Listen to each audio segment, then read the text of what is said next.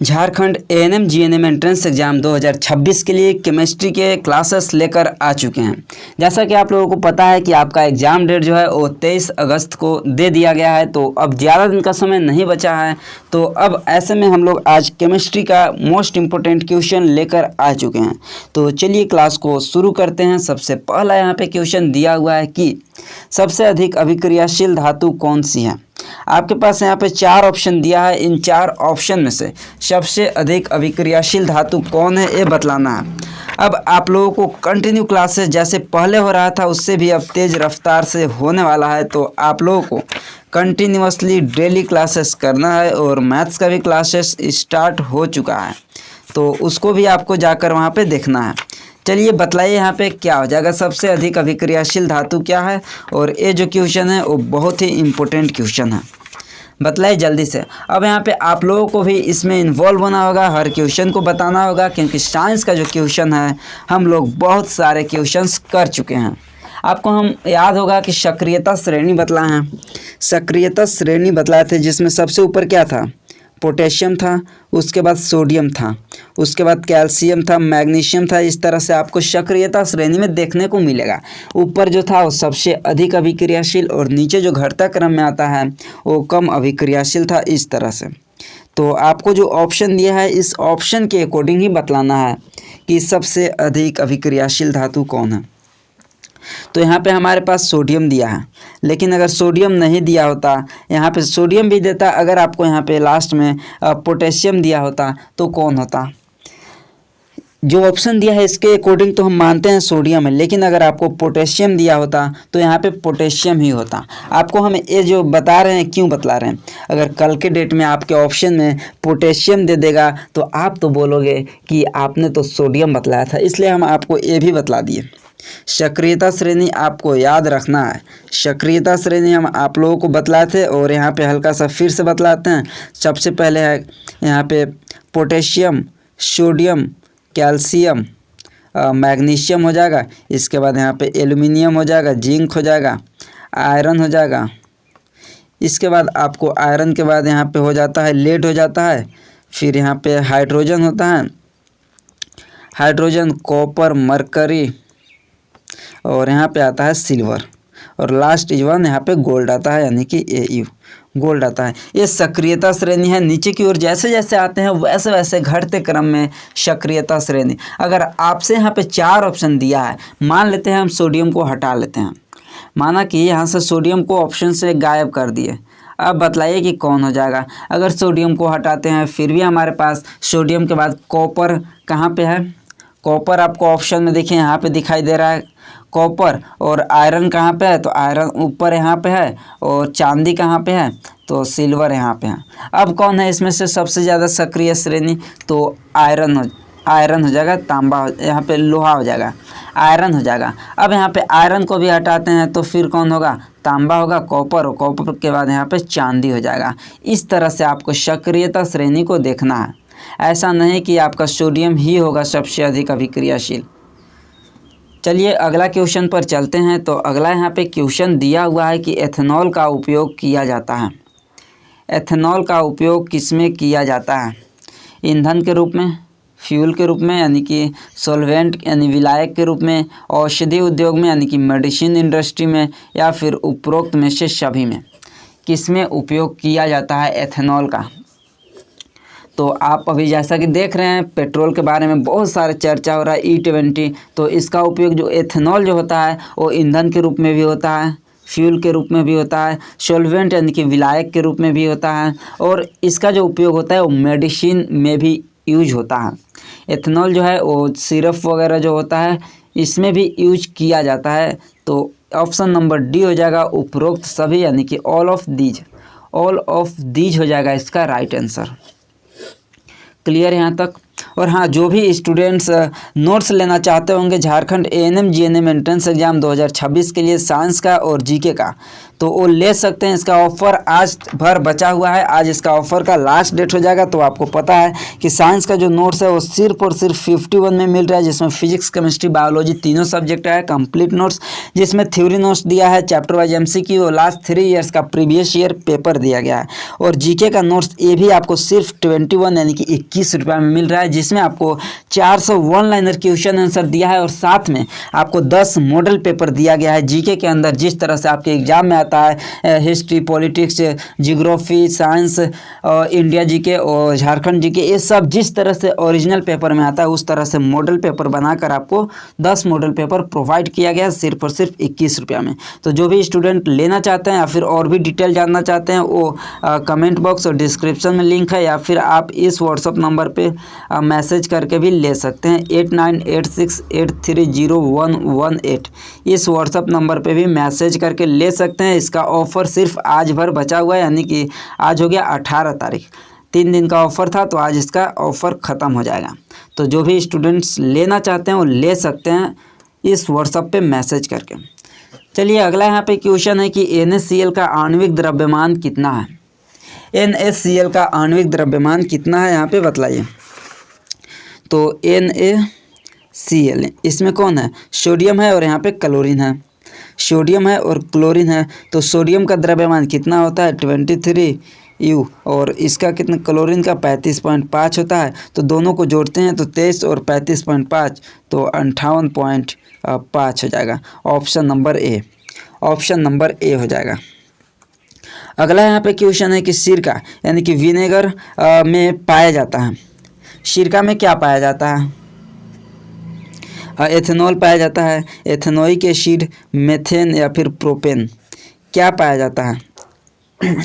और सिरका में क्या पाया जाता है, तो सिरका क्या होता है, ये एक जलीय घोल होता है जिसमें लगभग 5 से 8% तक यहाँ पे एथेनोइक एसिड यहाँ पे पाया जाता है। एथेनोइक एसिड होता है ऑप्शन नंबर बी। इसको एसिटिक अम्ल भी बोलते हैं। इसका अगर रासायनिक सूत्र की बात करते हैं तो CH3COOH होता है, CH3COOH होता है। इसको एसिटिक एसिड भी बोलते हैं। अगला क्वेश्चन कि लोहे पर जंग बनने का रासायनिक सूत्र क्या है।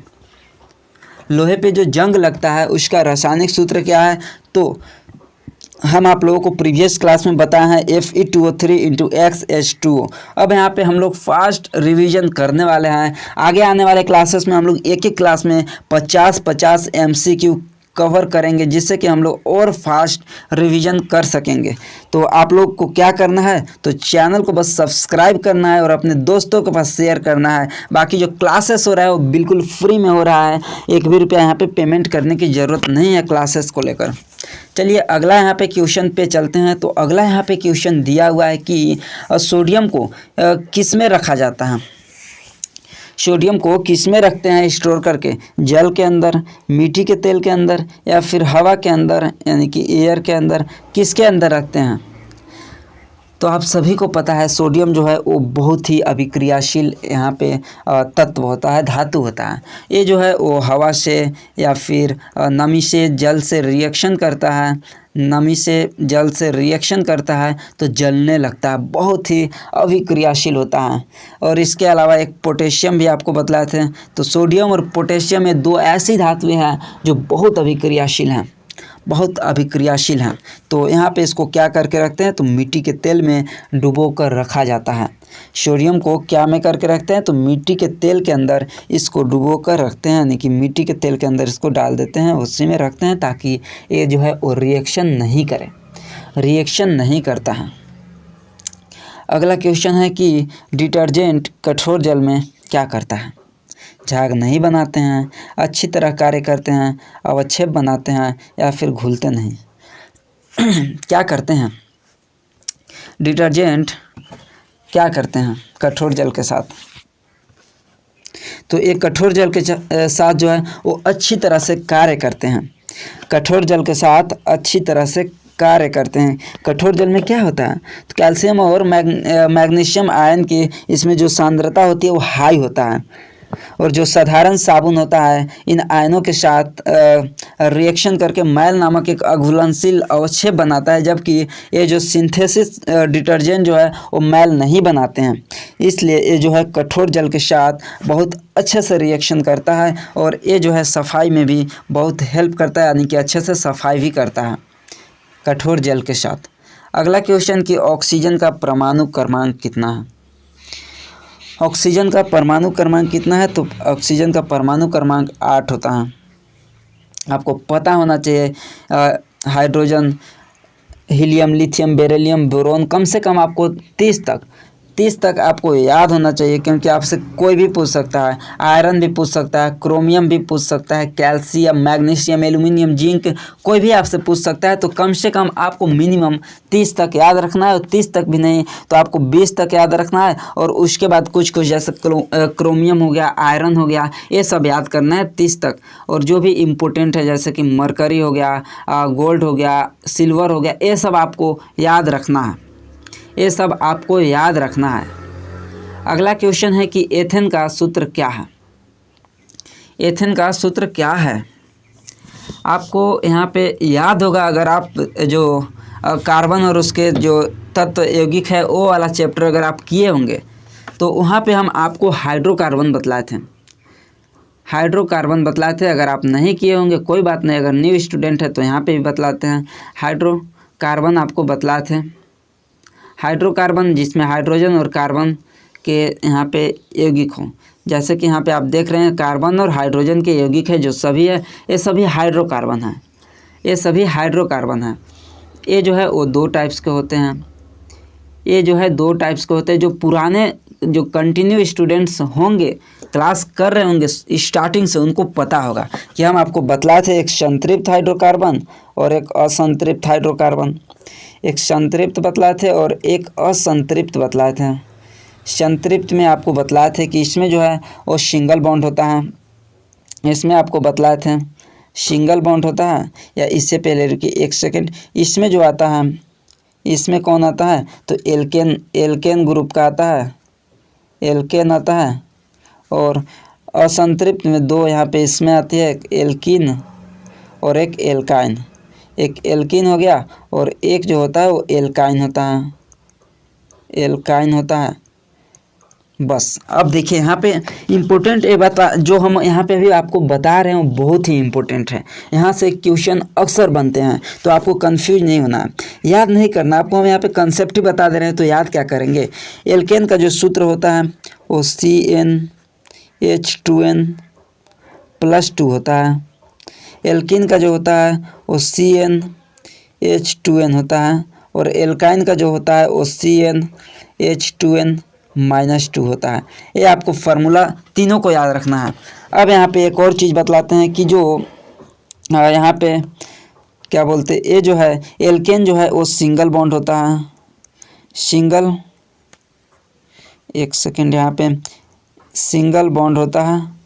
और एल्कीन जो है ये डबल बॉन्ड होता है। हम यहाँ पे 2 लाइन खींच दिए। और एल्काइन जो होता है वो ट्रिपल बॉन्ड होता है, यानी कि यहाँ 3 लाइन हम खींच दिए। तो देखिए एल्केन जो है वो सिंगल बॉन्ड होता है, एल्कीन जो है वो डबल बॉन्ड होता है इसके साथ कार्बन और हाइड्रोजन के बीच, और एल्काइन जो होता है इसमें ट्रिपल बॉन्ड होता है। ऐसा नहीं कि सभी का सभी बॉन्ड ट्रिपल होगा, सभी का सभी बॉन्ड डबल होगा।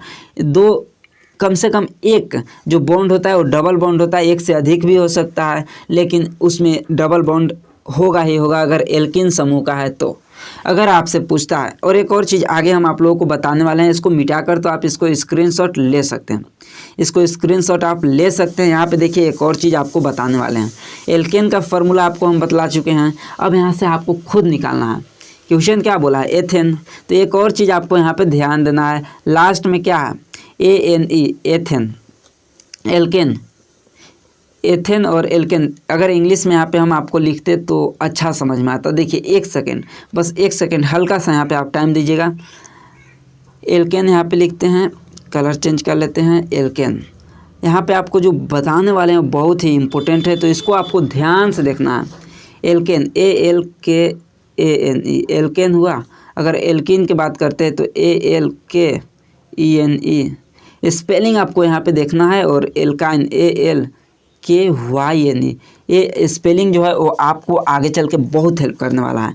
देखिए यहाँ पे आपको हम बताए थे कि एल्केन का फार्मूला बतलाए, एल्कीन का भी बताया और एल्काइन का भी बताया।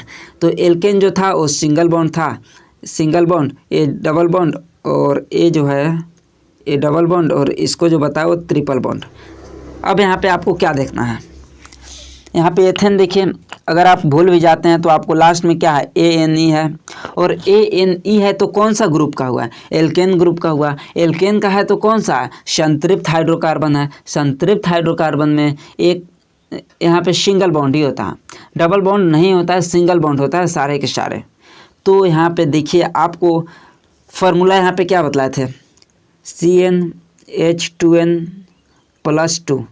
एथेन सेकेंड नंबर पे आता है, फर्स्ट पे मेथेन आता है, एथेन, प्रोपेन, ब्यूटेन, पेंटेन। इसको याद करना होगा, ये हम आप लोगों को आगे बता देंगे, लेकिन यहाँ पे इसको हम आपको बतलाते हैं कि जो एथेन आता है वो सेकेंड नंबर पे आता है। तो यहाँ पे N के जगह पे सेकेंड रखना है, तो C2 और H, फिर यहाँ पे 2N के जगह पे 2 रखना है, तो 2 × 2 + 2 यानी कि C2H, 2 × 2 4 और +2 6, C2H6। C2H6 फार्मूला यहाँ पे निकालने अब आप लोगों को आ जाएगा। C2H6 यहाँ पे फार्मूला आप खुद से निकाल सकते हैं।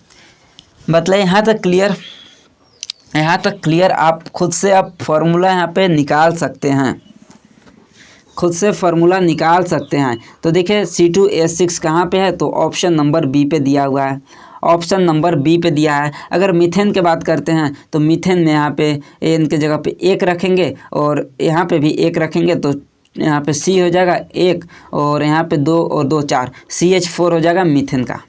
मीथेन का जो होगा वो CH4 हो जाएगा। इसी तरह आगे आपको निकालना है। एक क्वेश्चन यहाँ पे आपके लिए, एक क्वेश्चन आपके लिए यहाँ पे है कि प्रोपेन, प्रोपेन का बताना, प्रोपेन नहीं, आपको एथिन का बताना है, एथिन का बतलाना है, ETHENE। एथिन का आपको यहाँ पे जो फार्मूला होता है वो कमेंट करके बतलाना है।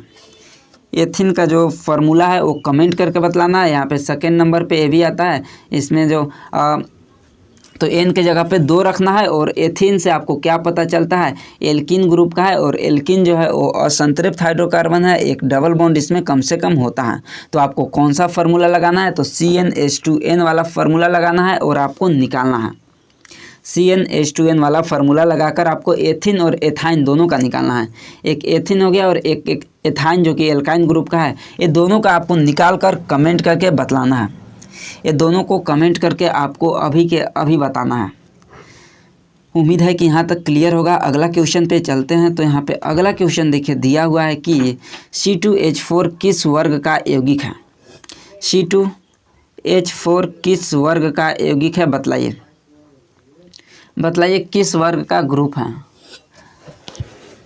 C2H4 किस वर्ग का ग्रुप है। तो बस यहाँ पे जस्ट इससे डबल है। एक और चीज़ यहाँ पे हम आप लोगों को ट्रिक बतलाते हैं। देखिए क्या है यहाँ पे ट्रिक, तो कुछ नहीं, अगर जो यहाँ पे C2 है और H4 है, जस्ट यहाँ से डबल है तो एथिन ग्रुप का आ जाएगा, एल्किन ग्रुप का आ जाएगा। एल्किन में क्या बतलाया था, CnH2n, जस्ट यहाँ से यहाँ डबल था तो एल्किन ग्रुप का आ जाएगा। अगर एल्काइन ग्रुप का होता तो यहाँ से डबल का 2 और कम होता, CnH2n अगर +2 है।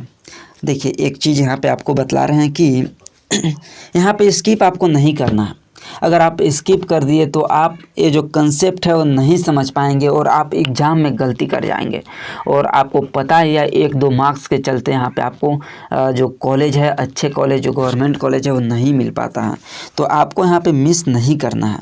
देखिए यहाँ पे आपको एक चीज़ बतलाते हैं कि अगर आपको ऊपर वाला जो फार्मूला दे दिया जाए और पूछा जाए कि इसका क्या नाम है, तो कैसे करेंगे। तो देखिए CnH2n जस्ट यहाँ का डबल अगर यहाँ पे दिया है तो एथिन ग्रुप का हो गया। अगर ये डबल से 2 ज़्यादा दिया है तो एल्केन ग्रुप का हो गया, और डबल से 2 कम दिया है जैसे कि CH4 मीथेन है, यहाँ पे 1 है और इसका डबल यहाँ पे 2 होगा, 2 और 2 एक्स्ट्रा दिया है यानी कि 4, तो कौन सा हुआ, एल्केन ग्रुप का हुआ, एल्केन ग्रुप का हुआ। अगर यहीं पे अगर 2 यहाँ पे कम दिया होता, अगर यहाँ पे मानते हैं कि C5 H, अगर इसका डबल कितना होगा 5 दूनी 10, अगर 10 दिया है तो एल्कीन, अगर 2 और ज़्यादा दिया है 10 2 12 दिया है तो एल्केन, और 10 ले अगर 2 कम दिया है यानी कि सिर्फ 8 ही दिया है तो एल्काइन। Clear, alkyne. तो बहुत ही सिंपल है यहाँ पे। तो यहाँ पे जस्ट डबल दिया है C2H4, और C2H4 जो है वो कौन सा ग्रुप का हुआ, तो एल्कीन ग्रुप का हुआ, एल्कीन ग्रुप का हुआ। और आपको अभी हम बतलाए थे कि एथिन का आप लोग बतला कर निकाल कर बताइए, तो जस्ट एथिन ही तो है, एथिन ही तो है, एथिन ही तो यह है। और बाकी आप लोग उसका कमेंट करके ज़रूर बतलाइएगा कि एथाइन का क्या होगा, इथाइन का क्या होगा, उसका भी आप लोग कमेंट करके बताइएगा। अगला क्वेश्चन यहाँ पे देखिए दिया हुआ है कि जंग किस धातु पे लगती है। तो आप सभी को पता है कि जंग जो है वो लोहा के ऊपर लगता है। लोहा जो है वो नमी ऑक्सीजन के उपस्थिति में यहाँ पे जो रिएक्शन कर जाता है और जंग बन जाता है, जंग यहाँ पे बन जाता है, रस्ट लग जाता है। और इसका हम आप लोगों को जो रासायनिक सूत्र बतलाए थे Fe2O3 × XH2O बतलाए थे यहाँ पे हाइड्रेटेड थर्ड आयरन यहाँ पे बतलाए थे। अगला क्वेश्चन है कि H2O का आणविक द्रव्यमान कितना है, H2O का आणविक द्रव्यमान कितना है, बतलाइए। जल का आणविक द्रव्यमान क्या है, तो H2O। तो सबसे पहले हाइड्रोजन का क्या है, हाइड्रोजन का 1 होता है और 2 हाइड्रोजन है तो 1 × 2 और प्लस ऑक्सीजन का 16 होता है, तो 16 और 2 18, 18 हो जाएगा option number C, option number C हो जाएगा 18। क्लियर है यहाँ तक अगर क्लियर है तो आपको फिर से कहते हैं जो चैनल पे नए हैं वो चैनल को सब्सक्राइब कर लीजिए।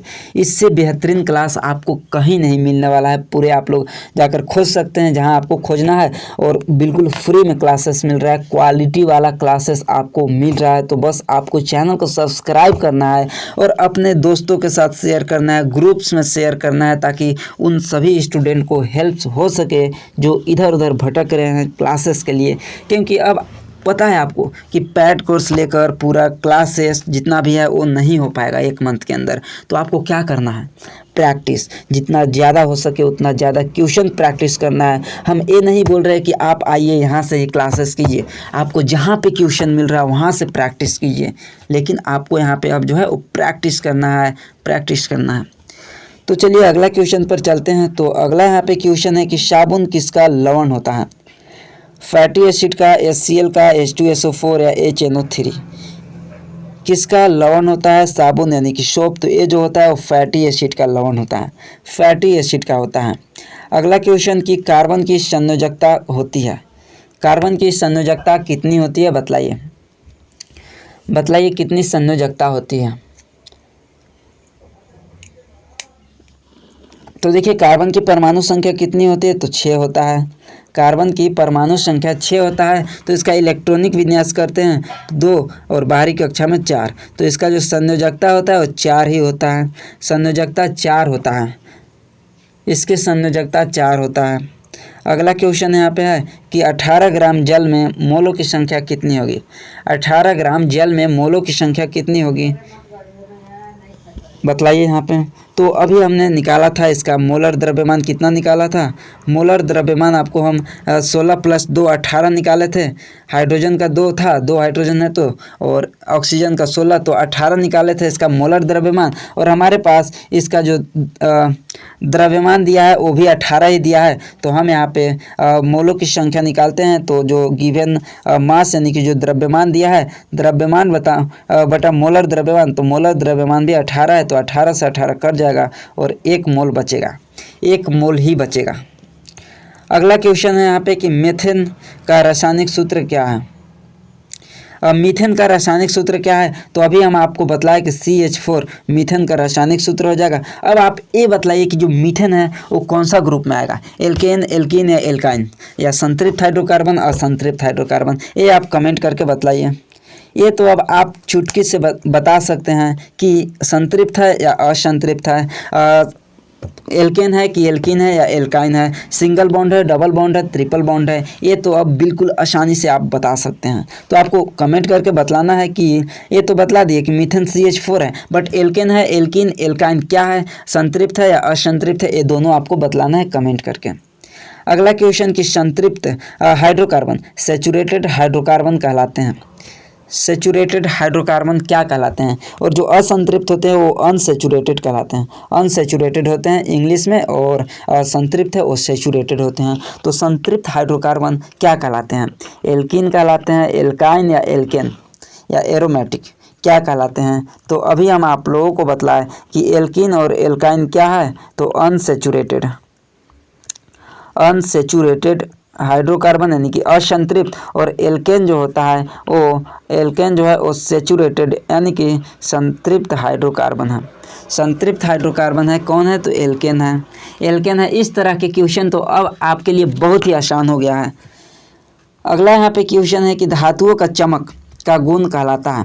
धातुओं का चमक का जो गुण है वो क्या कहलाता है? तन्यता कहलाता है, अधातुवर्धनीयता कहलाता है, धात्विक चमक कहलाता है, चालकता कहलाता है। ये सभी जो है वो धातुओं का गुण है, लेकिन अलग अलग है। चमक के लिए अलग गुण है, तन्यता का अलग गुण है। तन्यता में क्या होता है, तार बनाते हैं, इसको खींचकर हम उसको तार के रूप में बनाते हैं। और एक यहाँ से क्वेश्चन आता है कि 1 ग्राम सोना से कितना किलोमीटर तार बनाते हैं, तो 2 किलोमीटर तार बनाते हैं। अधातुवर्धनीयता में क्या होता है, तो इसमें हम जो धातुई होते हैं उसको हम पीट कर चादर के रूप में बनाते हैं। इस गुणधर्म को अधातुवर्धनीयता बोलते हैं। धात्विक चमक, धातु के जो चमक होता है उसको धात्विक चमक बोलते हैं। और जो चालकता होती है जिसमें कि धारा का प्रवाह होता है धातु के अंदर, इस गुण को चालकता बोलते हैं। तो इसका कौन सा राइट आंसर हुआ, धात्विक चमक होता है, option number C. Option number C clear है? यहाँ तक क्लियर है? जल्दी से बतलाइए। अगला यहाँ पे क्वेश्चन है कि एथेनॉल का रासायनिक सूत्र क्या है? एथेनॉल का रासायनिक सूत्र क्या है, यहाँ पे बतलाइए। CH3OH, C2H5OH, CH4 या C2H6 क्या है एथेनॉल का रासायनिक सूत्र? एथेनॉल का रासायनिक सूत्र यहाँ पे क्या है, बतलाइए। और एक यहाँ पे मेथनॉल भी आता है, तो मेथनॉल का रासायनिक सूत्र CH3OH। एथेनॉल का रासायनिक सूत्र C2H5OH होता है। C2H5OH कहाँ पे दिया है, तो ऑप्शन नंबर बी पे देखिए दिया है। C2H5OH हो जाएगा option number B. Option number B.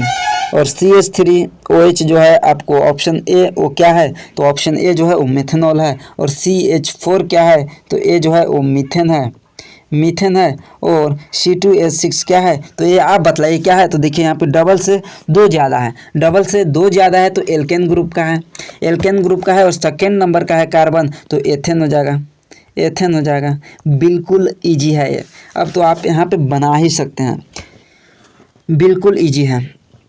तो आज की क्लास में इतना ही क्वेश्चन है। बाकी जो भी स्टूडेंट्स नोट्स को लेना चाहते हैं वो ले सकते हैं। उसका लास्ट डेट ऑफर का वो आज ही है, तो आप लोग ले सकते हैं। इस व्हाट्सअप नंबर 8986830118 इस व्हाट्सअप पे मैसेज करके भी ले सकते हैं, या फिर आपको कमेंट बॉक्स और डिस्क्रिप्शन में एक लिंक दिया होगा, उस लिंक के थ्रू भी आप लोग जाकर डायरेक्ट ले सकते हैं। बहुत ही कम दिन का समय है, तो आप लोग नोट्स को जो ले लिए हैं वो जो थ्योरी नोट्स है उसको आपको कम्प्लीटली पढ़ लेना है, रट लेना है, जितना बार हो सके उतना बार पढ़ना है।